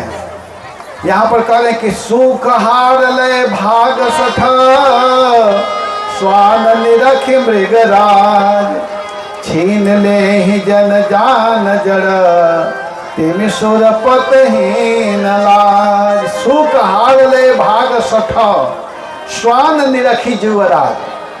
जैसे हड्डी को लेकर के अगर कूदा जा रहा है और सिंह को दे करके भागने लगे कि कहीं यह सिंह मेरे इस टुकड़ा को, मांस के टुकड़ा को न ले ले। सिंह की महिमा वो जानता ही नहीं है।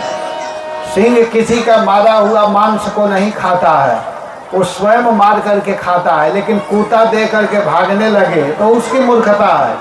वैसे ही इंद्र नारद जी के तपस्या को देख करके घबरा गया कि कहीं यह स्वर्ग प्राप्ति के लिए तो तप नहीं न कर रहा है। तेहि आश्रम ही मदन जब गयऊँ, निज माया बसंत निरमयऊँ। कुसुमित विविध विटप बहुरंगा, पूजहि कोकिल गूंजहि मृगा। चले सुहावन त्रिविध बयारी, काम किसानो बिठाव निहारी। उस समय क्या किया कि कामदेव काम को विकृत करने के लिए, काम उत्तेजना उत्पन्न करने के लिए वहाँ पर अनेक प्रकार के हवा आदि चलाने लगा, हवा बहने लगी। और उस समय रंभादिक सुर नारी नवीना, सकल असमस रखला प्रवीणा। करही गान बहुतान तरंगा, बहुविधि क्रीडहि पति पतंगा। जहाँ नारद जी तपस्या कर रहे थे वहाँ पर जा कर के अनेक प्रकार की रंभा आदि अप्सराएं आकर के नाच रही हैं, लेकिन उनके नाचने से मुनि का कोई भी अंतर नहीं पड़ा। भय उन नारद मन कछुरोसा, कही प्रिय वचन काम परितोषा। कुछ भी किए लेकिन उससे मुनि को कोई अंतर नहीं हुआ, क्योंकि सीम की चाप सकही को उतासो, बड़ो रखवार रमापति जासो। जिसकी रक्षा करने वाले भगवान हैं तो काम का बाण क्या कर सकता है, कुछ भी नहीं कर पाया। तब कामदेव सोचा कि अरे ये तो बड़ा तपस्वी यह ऋषि है, यह मेरे इस बाण के द्वारा प्रभावित नहीं हुआ, इसका मन विचलित नहीं हुआ, अप्सराएं उसको विचलित नहीं कर पाई। तब वो क्या किया कि सोचा कि चलो चलते चलते एक बाण और मार देता हूँ, अगर इससे यह विचलित हो जाएंगे तो हो जाएंगे, नहीं तो कोई बात नहीं। वो कैसा बाण? तो प्रशंसा रूपी बाण। कामदेव गया और जा करके कहा, अरे महाराज, अरे नारद जी, आप तो ब्रह्मा और शंकर से भी बड़े हैं, आप शंकर और ब्रह्मा से भी बड़े हैं। शंकर जी के पास मैं गया तो शंकर जी को इतना क्रोध आया कि मुझको जला ही दिए, और ब्रह्मा जी ऐसे मोहित हुए कि वह खुद पीछे पीछे भागने लगे। लेकिन आप तो उन दोनों से भी आगे निकले। ये प्रशंसा रूपी जो बाण है, इसको नारद जी ने नहीं सह पाया। अब नारद जी विचार करने लगे कि मेरे इस तपस्या के प्रभाव से कामदेव प्रभावित होकर के यहाँ से हार करके चला गया, मैं उससे थोड़ा भी प्रभावित नहीं हुआ, मोहित नहीं हुआ। लेकिन इस बात को कोई जान नहीं पाया है, इसको बताना जरूरी है। तब नारद जी क्या किए कि सुनी सबके मन अचरज आवा, मुन ही प्रशंस हरहि सिरुनावा। तब नारद गवने सिंह पाही, जिता काम अहमति मन माहे। जिता काम अहमति मन माहे। माँ चरित शंकर ही सुनाए, अति प्रिय जानी महेश सिखाए। अति प्रिय जानी महेश सिखाए। नारद जी क्या किए कि वहां से सीधे शंकर जी के पास गए, और जब शंकर जी के पास गए तो शंकर जी के पास जाकर कहे कि जानते हैं शंकर जी क्या हुआ है? क्या हुआ है? तो कामदेव आज मेरे पास आया था, अपने अप्सराओं को भेजा था मेरे पास, लेकिन उससे मैं विचलित नहीं हुआ। तो इतना सुनकर के शंकर जी वैष्णवों में श्रेष्ठ हैं। शंकर जी नारद जी से कहे कि अरे नारद जी, बहुत अच्छा है, आप काम पर विजय प्राप्त किए हो, लेकिन इस बात को किसी से मत कहना, किसी से मत बताना। तो नारद जी सोचने लगे कि देखो, शंकर सोच रहे हैं कि मेरा नाम न हो, संसार के लोग मेरे विषय में जान न पाए। देखिए इन लोगों के मन में भी किस तरह का द्वेष है, ईर्ष्या है। मेरे इस अद्भुत करने को वो कह रहे हैं कि किसी को मत बताना, मैं इतना बड़ा काम करके आया हूँ। जिस कामदेव को शंकर जी जला दिए थे उस कामदेव जी को मुझे जलाना नहीं पड़ा। बहुत प्रयास किया मुझे मोहित करने के लिए, लेकिन मैं मोहित नहीं हुआ। और ये कह रहे हैं कि आप मत बताना। बार बार बिनमहु मुनि तो ही जिमी यह कथा सुनायहु मोहि तिमी जनि हर ही सुनावहु कबहु। हे नारद जी, आप इस कथा को हरि से मत सुनाइएगा, चलहु प्रसंग दुरायहु तबहु। लेकिन जानते हैं शंभुदीन उपदेश हिता नहीं नारद ही सुहान। शंभु ने नारद जी को हित के लिए उपदेश किया था, लेकिन यह प्रवचन, यह उपदेश नारद जी को अच्छा नहीं लगा। और वे क्या किए कि अब कहे कि मैं क्यों नहीं कहूँगा, अगर नहीं कहूँगा तो लोग जानेंगे कैसे। अब यहाँ पर गोस्वामी जी कहते हैं, राम कीन्ह चाहि सोई होई, राम कीन्ह चाहि सोई होई, राम कीन्ह चाहि सोई होई, करे अन्यथा अस नहीं कोई। जो भगवान चाहते हैं वही होता है। भगवान जो चाहते हैं वही होता है, ये ध्यान देना। ब्रह्मा जी के पास गए, शंभु बचन मुनि मन नहीं भाए, शंभु बचन मुनि मन नहीं भाए, तब विरंची के लोक से धाए,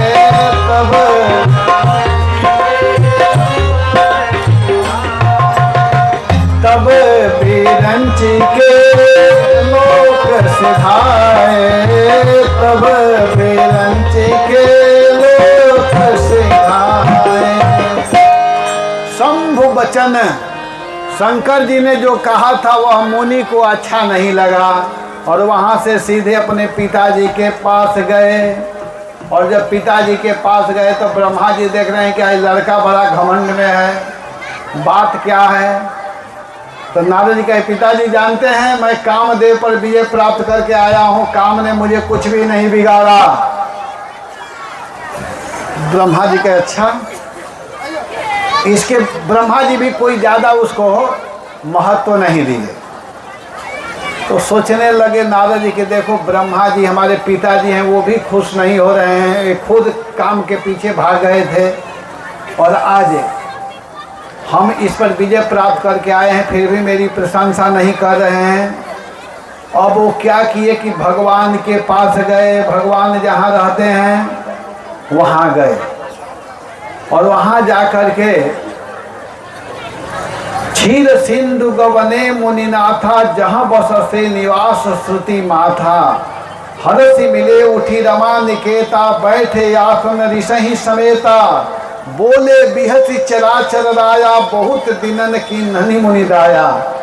जब भगवान के पास गए तो भगवान ने कहा कि हे मुनि, आप बहुत दिन के बाद हमारे यहाँ आए हैं, आज आपने मेरे ऊपर बहुत कृपा किए हैं। बोले बिहसी चराचर राया, बहुत दिन कीन्ह मुनि दाया। बताइए आप ठीक है ना, सब तरह से ठीक है ना, कैसे आना हुआ, बहुत दिन के बाद आए हैं। और नारद जी को राहत हो ले जाता है। नारद जी सोचे कि ब्रह्मा जी लग रहा है कि नहीं बताए हैं, शंकर जी नहीं बताए, लोग बताएंगे भी नहीं तो हमारे प्रभु कैसे जानेंगे अगर इनको नहीं बताया जाएगा। तब नारद जी ने क्या किया कि काम चरित नारद सब भाषे, काम चरित नारद सब भाषे, यद्यपि प्रथम बरदी सेवा राखे, यद्यपि प्रथम बरदी सेवा राखे।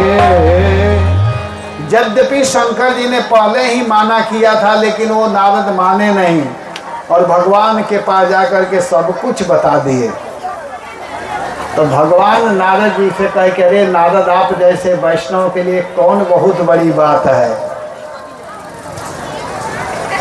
आपके लिए कौन बहुत बड़ा बात है। लेकिन नारद जी के मन में इस तरह के भाव को देख करके करुणा निधि मन दीख विचारी, देखिए करुणा निधि भगवान को बोलते हैं। भगवान विचार करने लगे कि अरे ये मेरे शुद्ध वैष्णव के मन में घमंड कहाँ से आ गया। करुणा निधि मन दीख विचारी उर अंकुर हूँ गर्भ भारी, उर अंकुर हूँ गर्भ भारी। ये मेरे भक्त के हृदय में इस तरह का अहम, इस तरह का घमंड, ये कहाँ से अंकुरित ले लिया। देखिए भक्त के हृदय में काम को मदमोहन माया, जिनके कपट दंभ नहीं माया, उनके हृदय बसहु रघुराया। जिसके भीतर काम क्रोध लोभ मोह ईर्ष्या द्वेष नहीं रहता है, उसी के हृदय में भगवान जा करके बैठते हैं। भगवान कहते हैं करुणा निधि मन दीख विचारी, करुणा निधि मन पुराण पुरे हो गर्भ पुराण कर हो गर्भ बेगी सुमन बारहा हूँ खारी, बेगी सुमन बारहा पन हमार सेवक हितकारी, पन हमार सेवक हितकारी। भगवान कहते कि मेरा यह प्रण है कि मेरे भक्त के हृदय में इस तरह का भाव उत्पन्न न हो, उसको नष्ट करना मेरा धर्म बनता है, मेरा कर्तव्य बनता है। मुनि कर हित मम कौतिक होई, अवश्य उपाय कर मैं सोई, अवश्य उपाय। नारद हरि पद सिर नाई, तब नारद हरि पद सिर नाई, चले हृदय अहमिति अधिकारी, चले हृदय अहमिति अधिकारी। नारद जी के हृदय में घमंड हो गया कि अरे मैं तो सबसे बड़ा निकला, और भगवान कहे कि मेरे भक्त के हृदय में इस तरह का विचार अंकुरित होना यह उचित नहीं है। और भगवान ने क्या किया कि नारद जी तो वहाँ से चल दिए, लेकिन भगवान एक माया प्रेरित करके क्या किए, एक सुंदर कठिन परीक्षा लेने के लिए भगवान तैयार हो गए। बिरचहु मगमहु नगर तेहि सतयोजन विस्तार, श्रीनिवास पुरते अधिक रचना विविध प्रकार। भगवान के धाम से जब नारद जी चले तो एक भगवान ने ऐसा नगर की रचना किया, बसहि नगर सुंदर नर नारी, जन मन मथकी रचित धारी।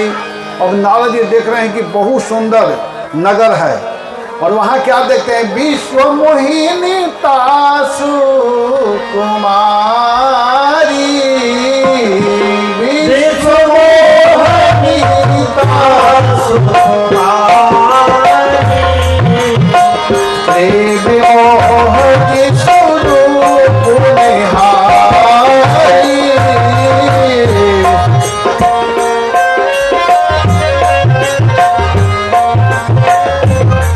भगवान के माया से वहाँ एक सुंदर स्त्री, और वहाँ नारद जी देखे, और नारद जी देखे तो क्या देखते हैं कि वह राजा अपने बेटी को ला करके उनके सामने लाते हैं, नारद जी के सामने, और कहते हैं महाराज देखिए इसके भाग्य में कौन लड़का है। तो नारद जी ने देखा तो उसका रेखा में यह लिखा हुआ था कि जो व्यक्ति इससे विवाह करेगा, देखिए भगवान की माया, जो विवाह करेगा वह ब्रह्मा शंकर देवताओं सबसे बड़ा हो जाएगा, वह विष्णु के समान हो जाएगा। उससे बड़ा केवल विष्णु रहेंगे और कोई नहीं रहेगा। इतना माने बड़ा व्यक्ति बन जाएगा इससे विवाह करते हैं।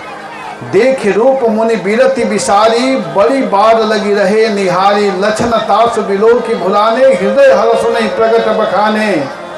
जो यही बरही अमर सोई होई, समर भूमि ते ही जीत न कोई। जो इससे विवाह करेगा उसको कोई परास्त नहीं कर सकता है।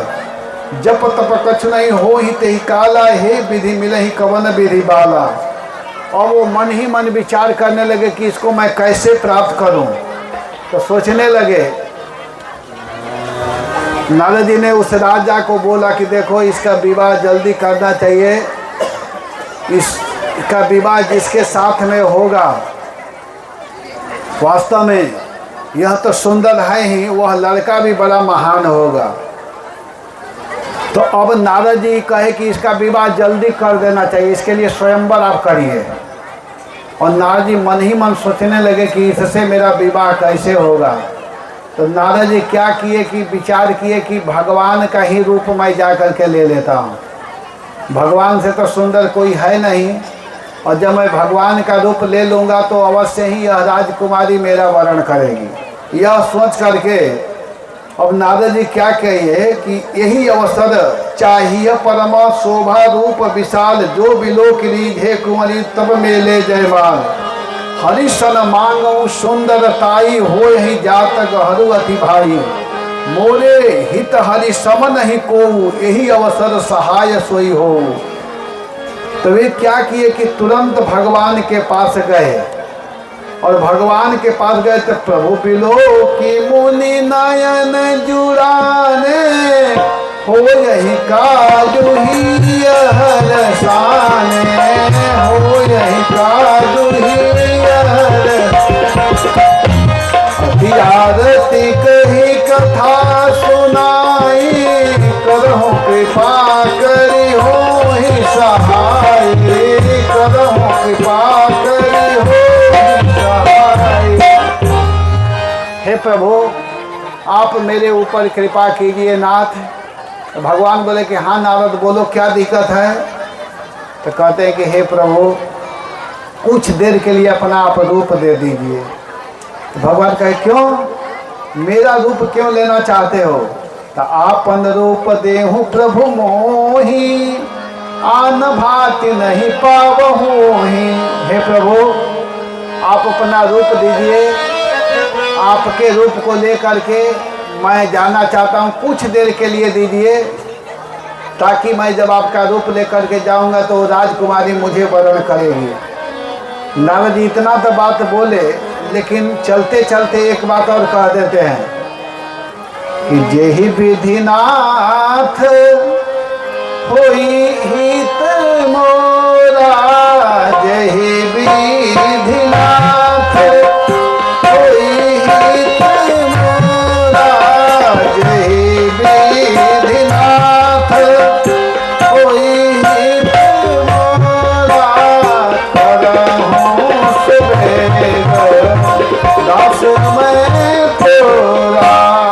करहु सुबेग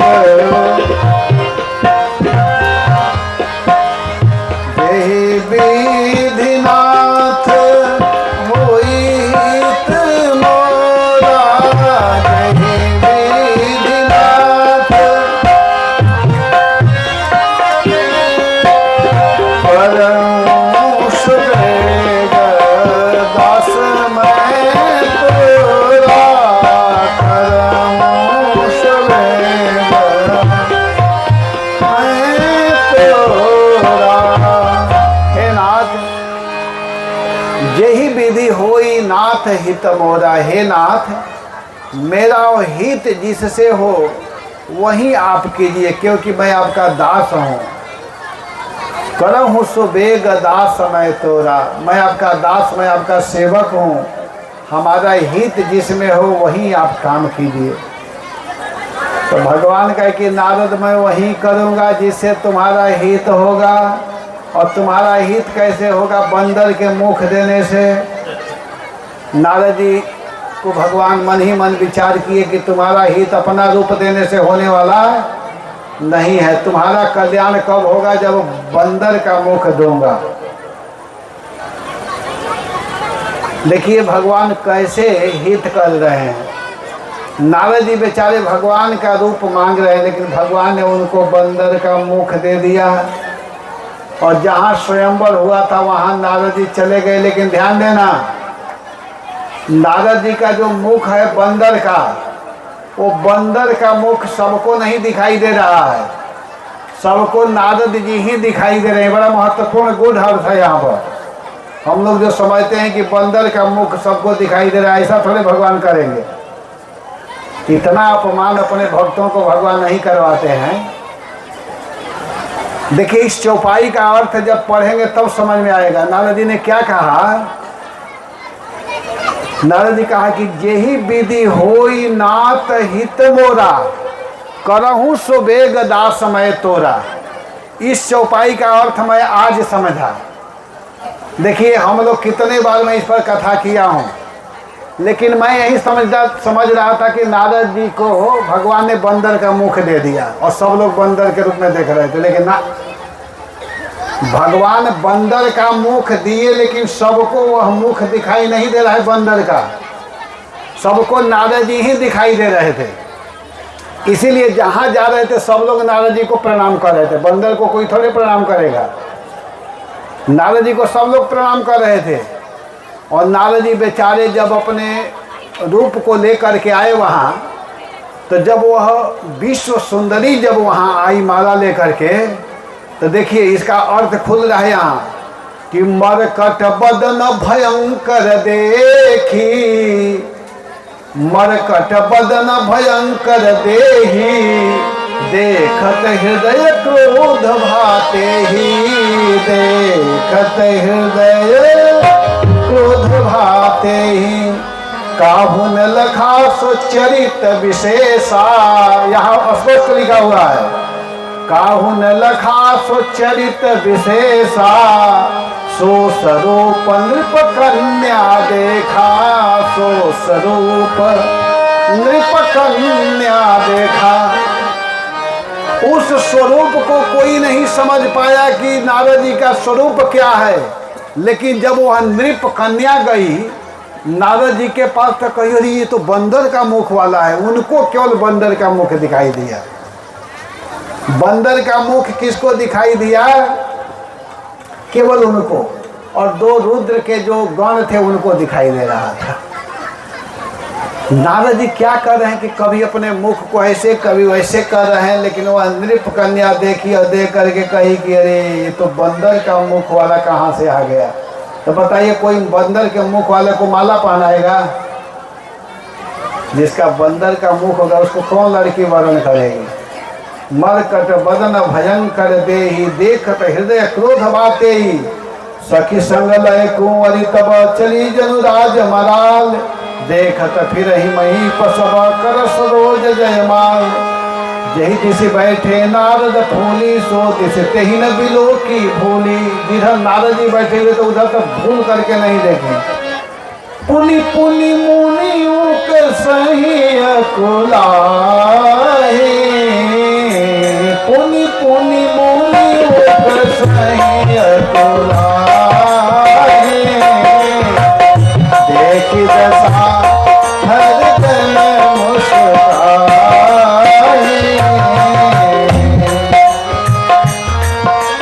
जन मुस्काए।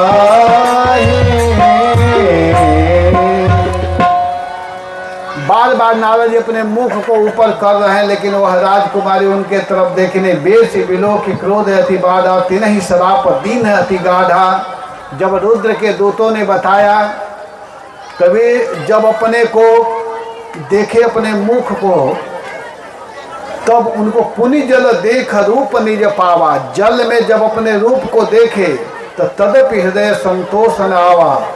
उनको बड़ा गुस्सा आया। कहत श्राप की मरम हूँ जाही, जगत मोरी उपहास कराई। यह विष्णु मेरा उपहास किया है, इसलिए उनको बड़ा गुस्सा आया। और वे क्या किया, नारद जी के क्रोध में आकर के भगवान के सामने कहते हैं कि परम स्वतंत्र न सिर पर कोई, भाव ही मन ही करहु तुम सोई। आप स्वतंत्र हो गए हैं, आपके ऊपर कोई नहीं है, जो मन करता है वही करते हैं। मन उपकार की न तुम भारी, नारी विरह तुम होब दुखारी। और श्राप देते हैं, कहते हैं कि मम अपकार कि न तुम भारी, मम अपकार कि न तुम भारी, मम अपकार कि न तुम भारी। नारी विरह तुम होब दुखारी, नारी विरह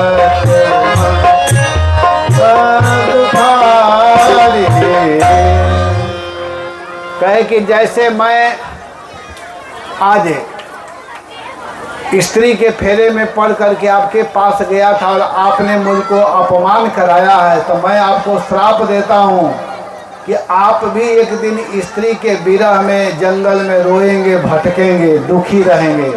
श्राप शीश धरि हरसिहिया प्रभु बहु बिनती कीन, निज माया के प्रभु बलता कर सी कृपा निधिले। और भगवान जब ही श्राप स्वीकार किए, इसके बाद में अपने रूप में हो गए। जब हरि माया दूर निवारी, जब ही भगवान ने अपने माया को दूर किया, नहीं तह रमान राजकुमारी। जब ही भगवान अपने माया को अलग किए, तो वहाँ कोई राजा है, न कोई राजकुमारी है, न कोई लक्ष्मी है वहाँ पर, नहीं कोई रमा न राजकुमारी। तब मुनि अति सभीत हरि चरना, गहे पाही प्रणतारति हरना। अब नारद जी को दुख हुआ। नारद जी क्या कहते हैं, राम सिया राम सिया राम जय जय राम, राम सिया राम सिया राम जय जय राम, राम सिया राम सिया राम जय जय राम, राम सिया राम सिया राम जय जय राम। मृषा हो मन प्राप कृपाला, मम इच्छा कह दीन दयाला। राम सिया राम जय जय राम, राम सिया राम जय जय राम। मृषा हो मम प्राप कृपाला, मम इच्छा कह दीन दयाला। राम सिया राम जय जय राम, राम सिया राम जय जय राम। मैं दूध बचन कहे बहु तेरे, कह मुनि पाप में कहीं किन मेरे। राम सिया राम जय जय राम, राम सिया राम जय जय राम। नारद जी ने कहा कि हे प्रभु, मैंने आपके चरणों में बहुत बड़ा गलती किया हूँ, अब मेरा यह पाप कैसे छूटेगा। तो देखिए यहाँ भी एक विशेष अर्थ निकल रहा है, आप लोग ध्यान देना। कुछ लोग कहते हैं कि शंकर जी के भजन करने के लिए कहा गया, तो भगवान क्या कहे कि देखो तुम्हारा अपराध कब दूर होगा, जब तुम साधु का संग करोगे। तुम शंकर जी जैसे वैष्णव के चरणों में अपराध किया था। क्या किया था कि शंकर जी ने माना किया था ना कि तुम इस बात को किसी से मत कहना, इसलिए जाओ शंकर जी के नाम का जप करो, शंकर जी के चरणों को पकड़ो, वैष्णव के चरण को पकड़ो। जब पहुँच जाए शंकर सतनामा,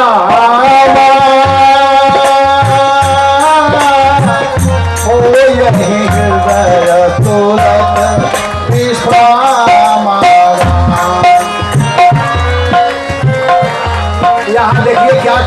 भगवान, आप लोग शास्त्र को सुनते हो तो ध्यान दिया करो।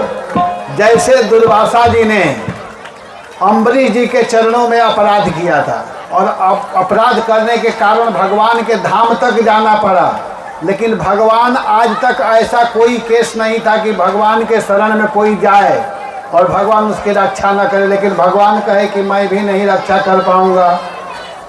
तब दुर्वासा जी कहे प्रभु हमारा प्राण बचाइए। तब भगवान ने कहा कि जिसके चरणों में गलती किए हो उन्हीं के पास जाओ, वही बचा सकते हैं। इस तरह भगवान ने यहाँ कहा कि देखिए आप क्या कीजिए नारद जी कि आप शंकर जी माना किए थे कि आप किसी से मत कहना, लेकिन आप मानने वाले थोड़े हैं, तो आप माने नहीं तो आप जाइए और जा करके शंकर जी के नाम का जप कीजिए, उनको प्रणाम कीजिए, तब आपका हित होगा।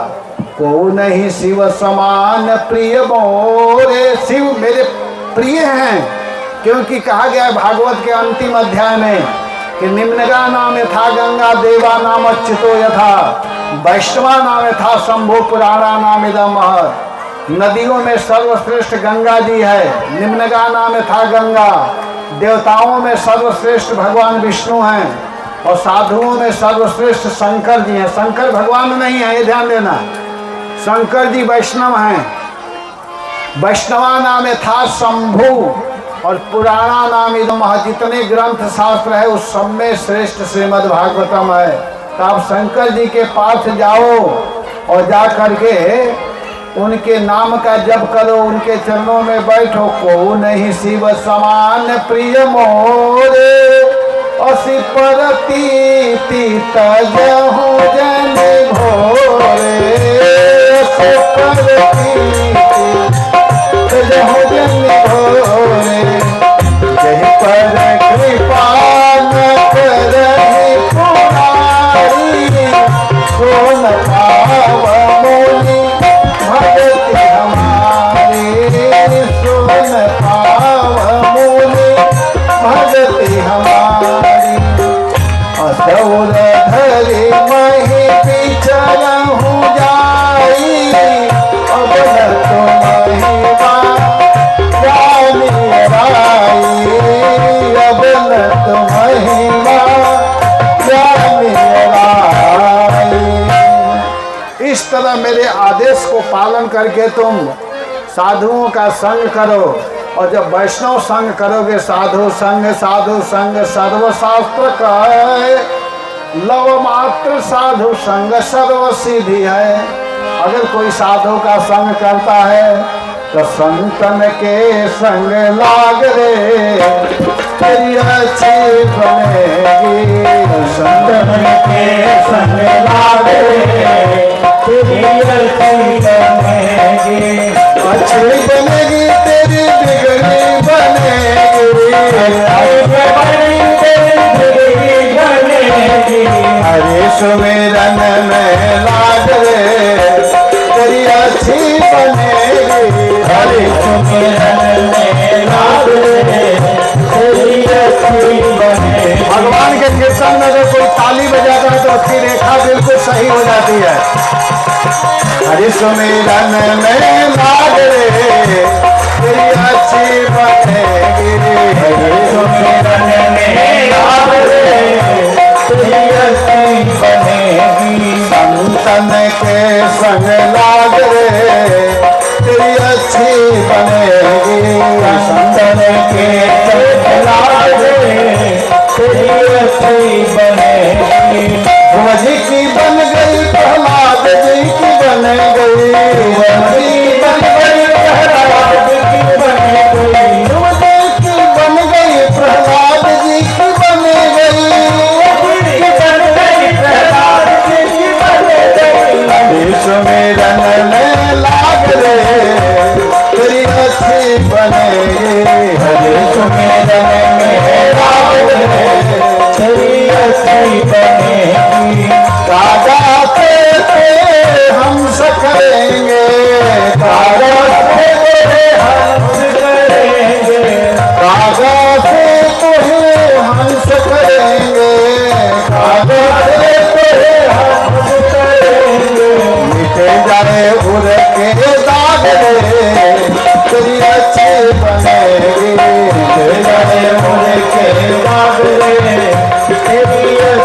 बनेगी। के जाए उरे के दाग रे तेरी अच्छी बनेगी। के जाए उरे के दाग रे तेरी अच्छी बनेगी। मोहनिशा में बहुत दिन सोए, मोहनिशा में बहुत दिन सोए। मोहन ज्ञान, मोहनिशा में बहुत दिन सोए, मोहनिशा में बहुत दिन सोए। बहुत दिन सोए, बहुत दिन सोए।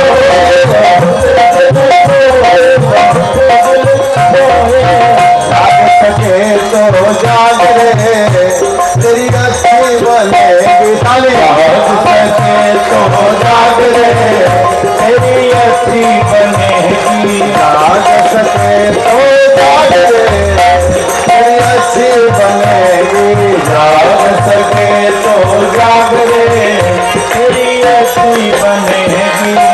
हरि सुमिरन में लाग रे तेरी अच्छी बनेगी।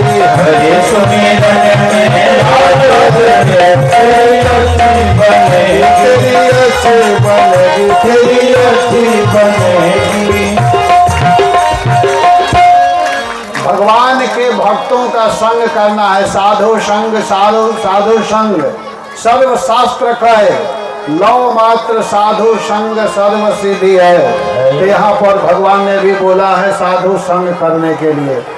इसलिए हम लोगों को ध्यान देना है और भगवान के भक्ति को करना है। सोना नहीं है, जग जाना है। ठीक है ना? भजन गाना है, गाइए। हरे कृष्ण। बोले वृंदावन बिहारी लाल की।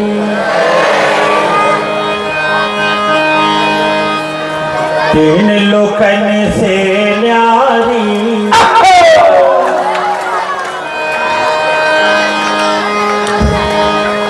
तीन लोकन से न्यारी ओ राधा रानी